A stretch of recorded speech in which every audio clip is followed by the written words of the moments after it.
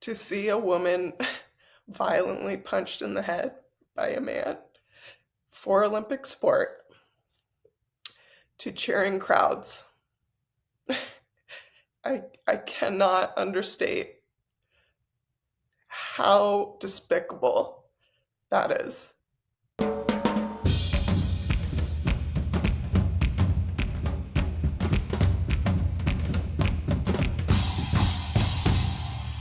Hello and welcome to The View from 22.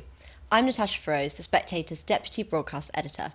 This week in the Olympics, there was a very dramatic women's boxing match between Algeria's Imane Khelif and Italy's Angela Carini.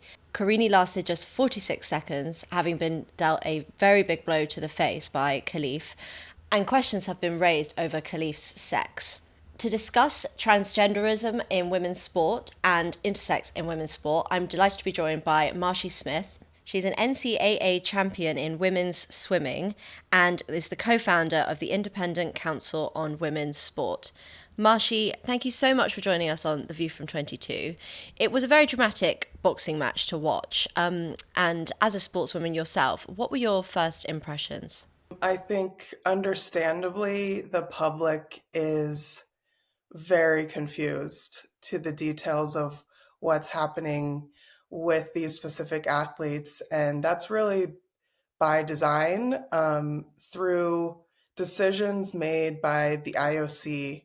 And this boxing situation is really the most egregious and dangerous sport for their ideologies to be tested because they're really pulled to the carpet now and have to look in the face the policies that they've installed, not just recently, but long-standing policies that have led us to the point where we are seeing male athletes competing in Olympic women's boxing.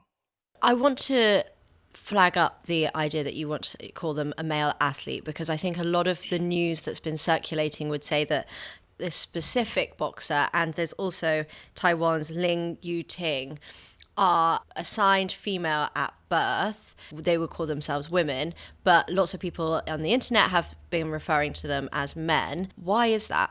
I describe them as men based on what we know. What we know is that the International Boxing Association tested these individuals and have disqualified them from world championship competition in the past as recently as last year. That's actually when I started to take notice of these athletes because in the media at the time, it was reported that the IBA had administered testing. Now, the IOC now calls that quote unquote arbitrary testing. But there's confusion about, well, were testosterone levels checked? No, actually, it went much further than that and recognized the genetics of these individuals.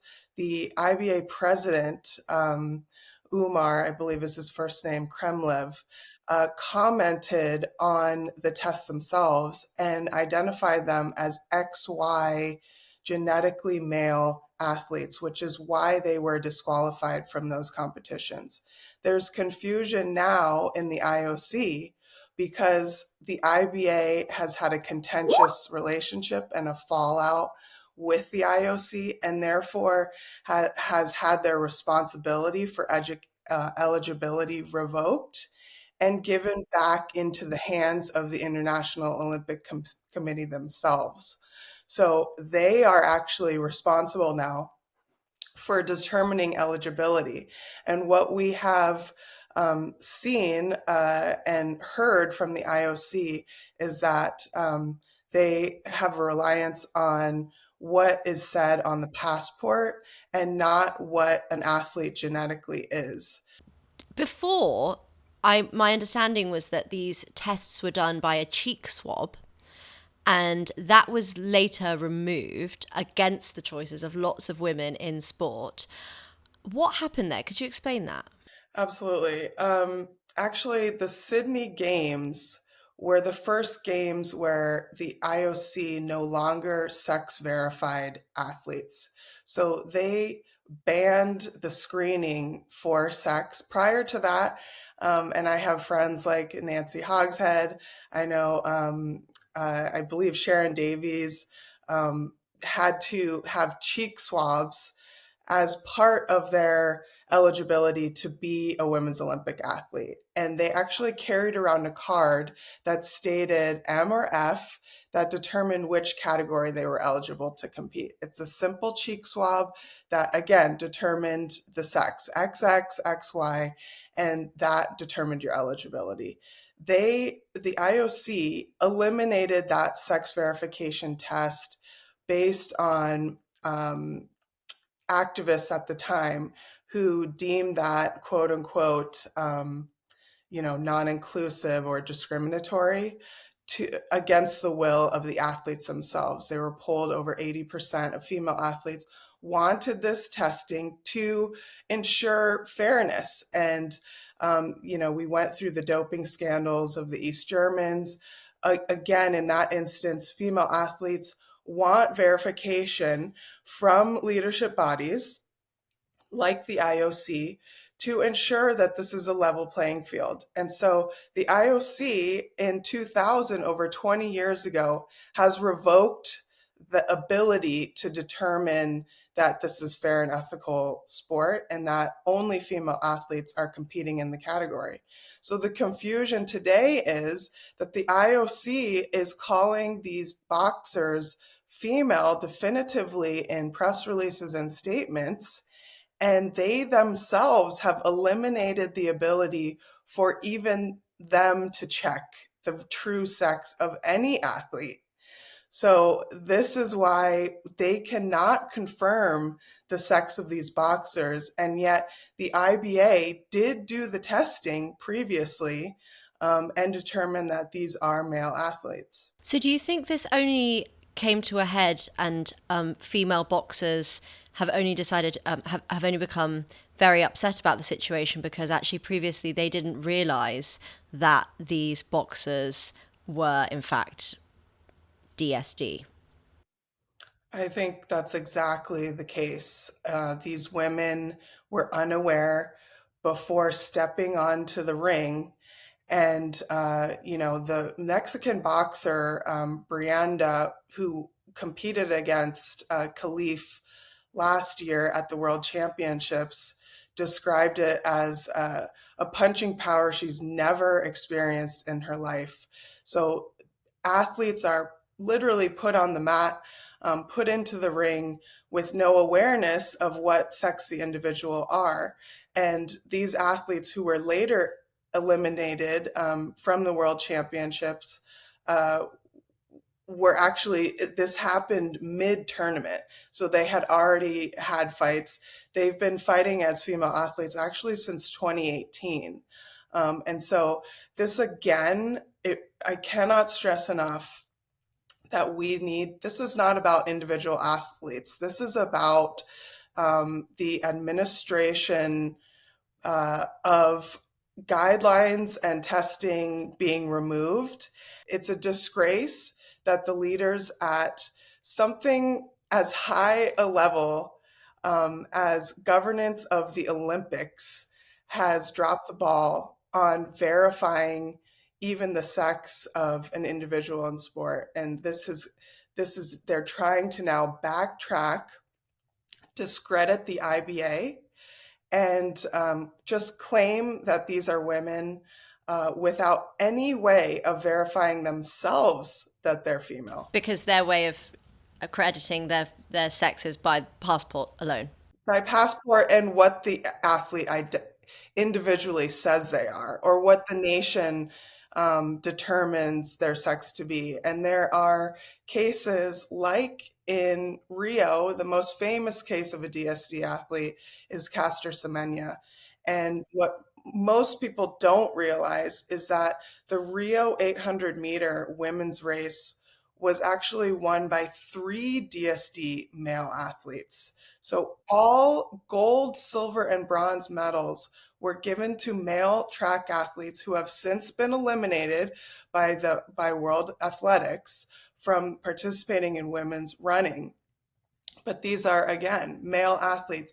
So the IOC has a history of awarding and medaling male athletes in women's competition. So that was not the first time, and clearly it's not going to be the last. Forgive my ignorance, but is there a world in which a DSD athlete could compete by, for example, taking medication that could reduce their testosterone? That's a really good question. And the answer is no. If they are a male DSD athlete, there is no way to ensure an equal playing field in the women's category, because regardless of how someone self-identifies, regardless of the difference of sex development, you are either male or female. And there has been extensive research on male advantage, performance advantage in sport, and also, the use of testosterone suppression and the effects on the male body. And what we have found definitively is that that advantage can never be removed. So it can be diminished, but men have an average 10 to 12% athletic advantage over women. In a sport like boxing, there's actually 160% punching power advantage men have over women. So even if you dissipate that advantage by 10%, say, you can never bring that male performance advantage down to equate to women. And this is a matter of, do female athletes deserve fair and ethical sport? Do they deserve fair and safe competition?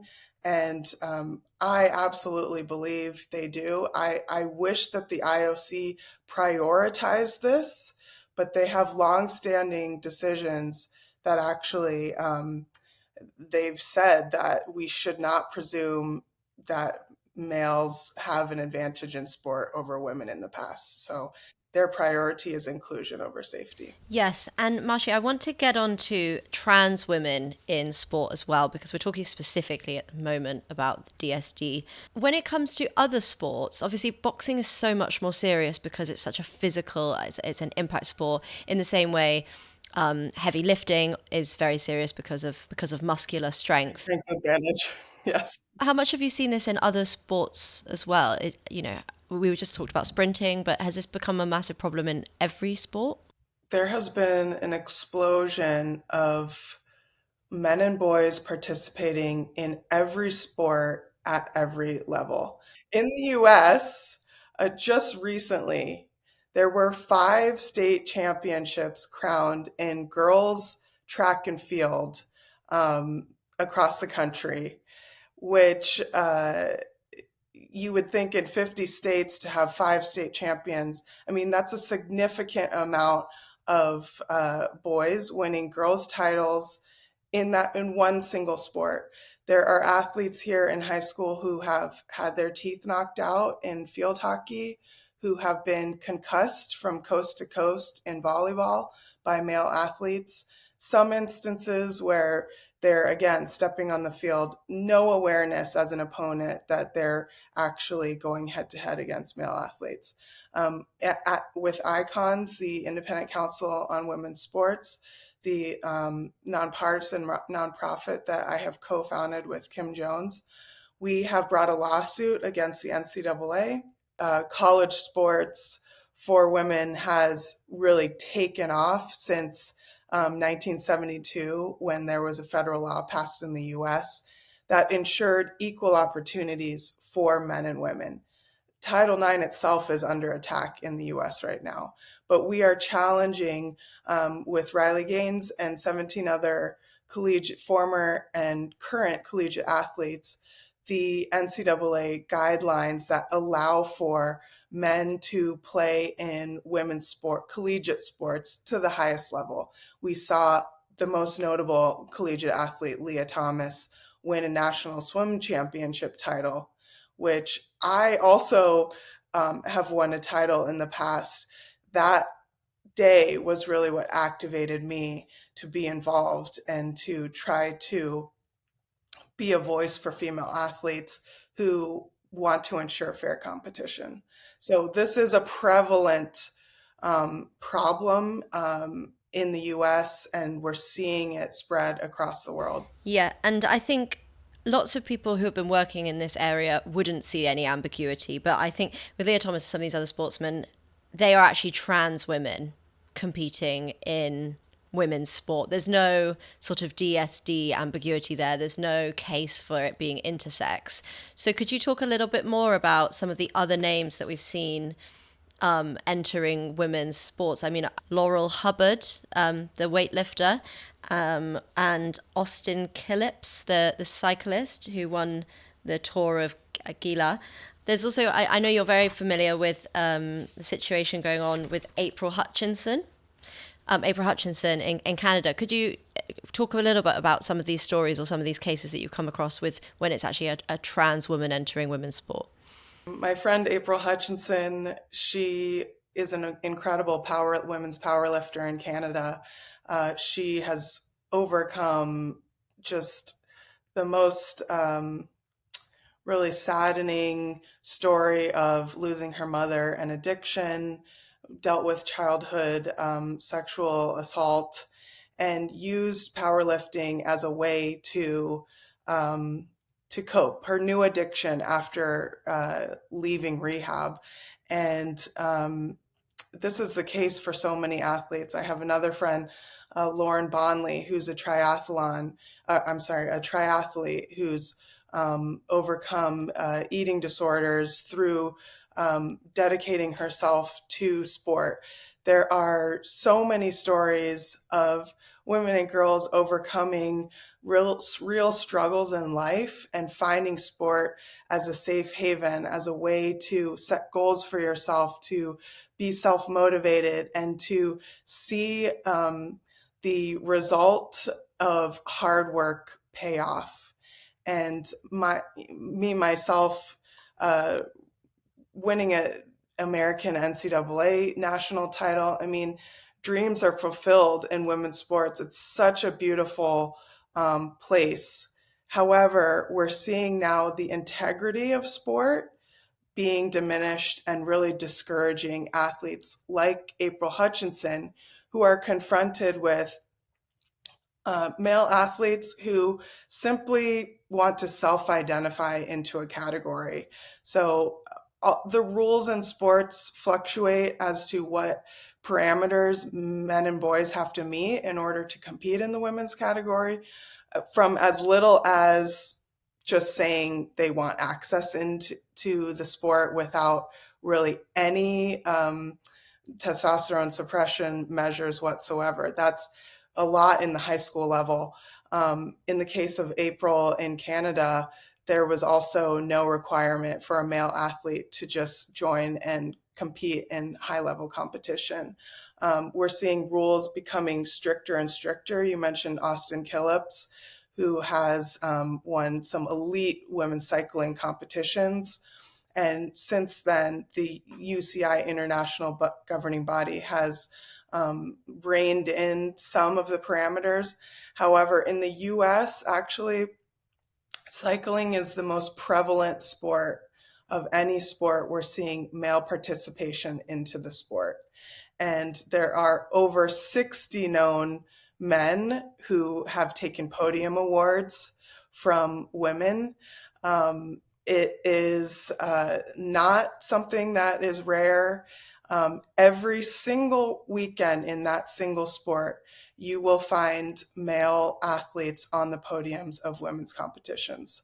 So I can't stress enough how really urgent it is that we correct the guidelines that determine that women's category is for female athletes only, regardless of how someone identifies, regardless of their differences of sex development. Every human is male or female, and therefore we need to protect the women's category for female athletes to ensure fairness and safety.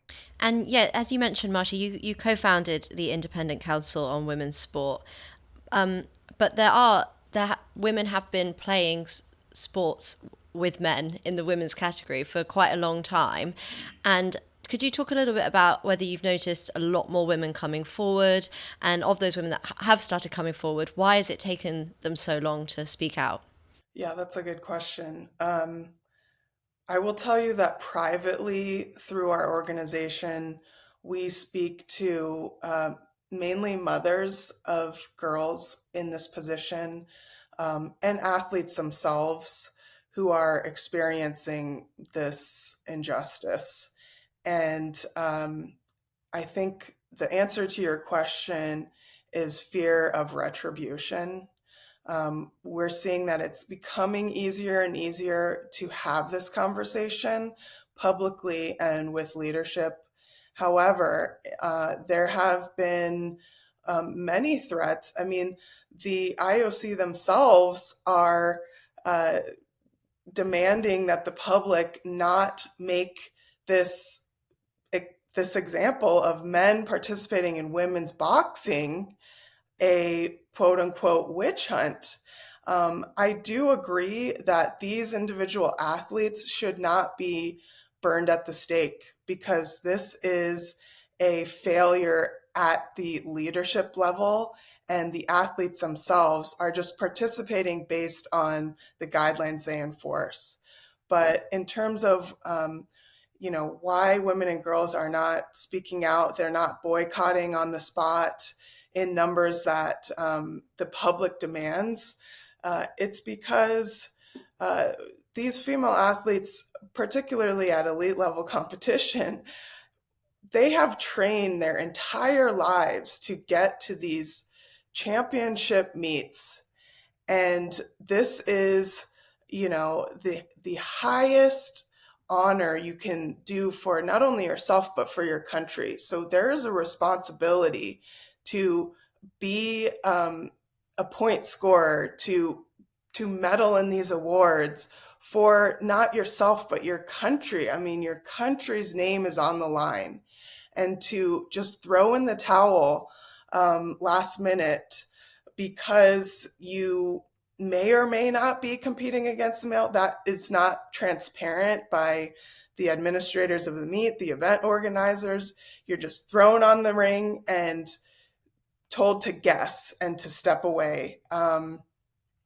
It's not fair to put on the shoulders of women and girls. This is not their responsibility to sacrifice their own opportunities and awards in order to make way for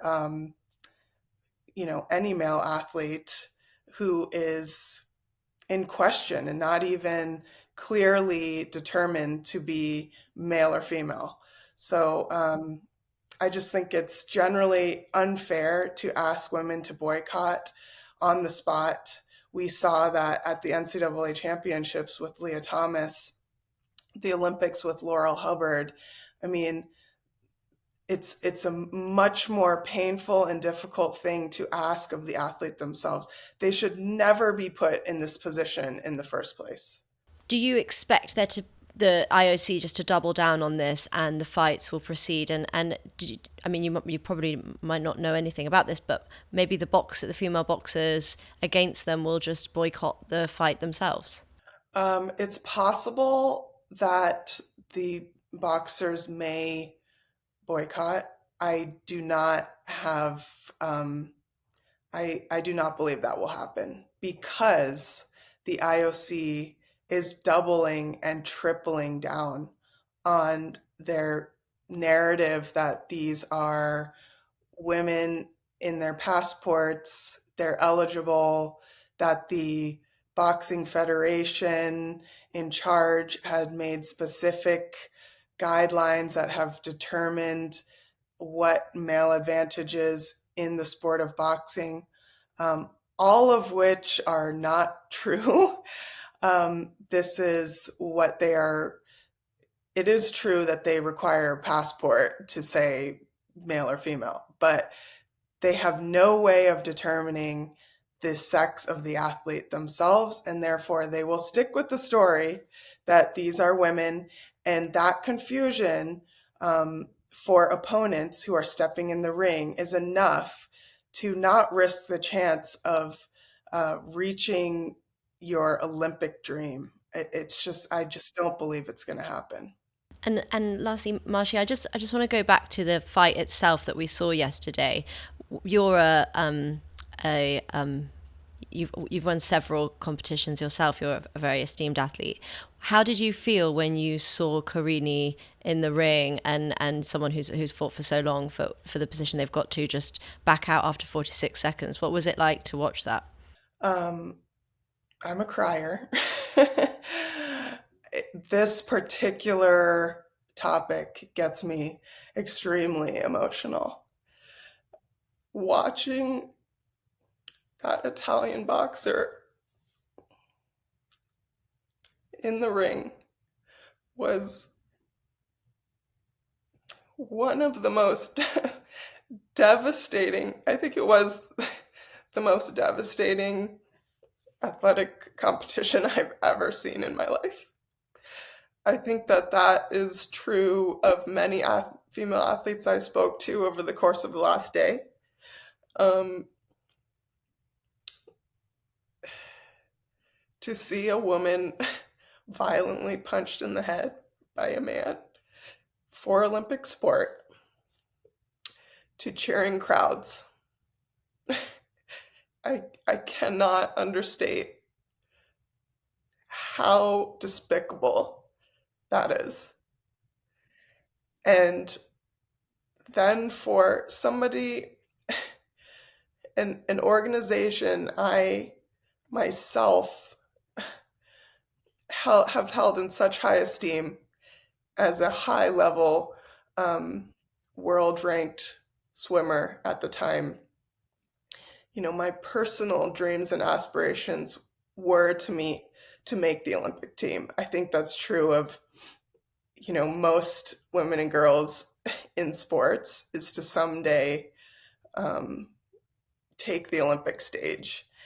And so the devastation of knowing the facts, to watch the IOC sacrifice the health, safety, and well-being of athletes like Angela Carini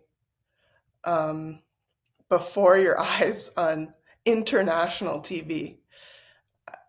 It's devastating to watch my ideals of what the Olympic Games were and who the IOC is to absolutely crumble before my eyes.